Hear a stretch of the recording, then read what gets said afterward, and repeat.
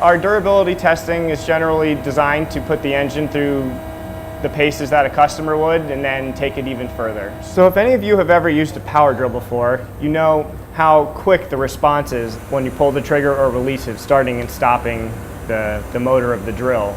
These dynamometers have that exact same capability. So we are able to almost instantly rev the engine to any speed we want or decrease the engine speed to any speed we want. Using the dynamometers in that fashion, we are able to simulate extreme conditions on the engine. Today we are testing a 5.7 Hemi engine with the optional e-torque system, capable of capturing energy during engine decelerations and storing them in the 48-volt battery pack. That energy can then later be used to help during engine accelerations or for engine stop and starts. That technology is imperative to help in increasing our fuel economy.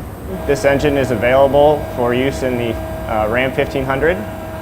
Some basic durability testing that we do would be to run the engine at peak power for, say, 200 plus hours, which is 5,600 RPM at wide open throttle.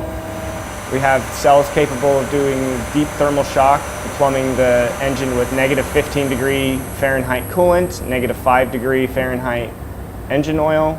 We also run tests through our newly upgraded 8-speed transmission and 4x4 transfer cases. In fact, all powertrain components of the Ram 1500 will be tested in similar conditions, 24 hours a day, 7 days a week.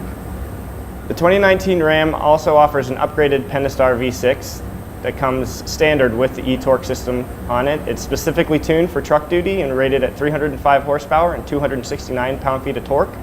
The newest Pentastar V6 includes additional advanced technologies such as wide-range variable valve timing and two-step variable valve lifts.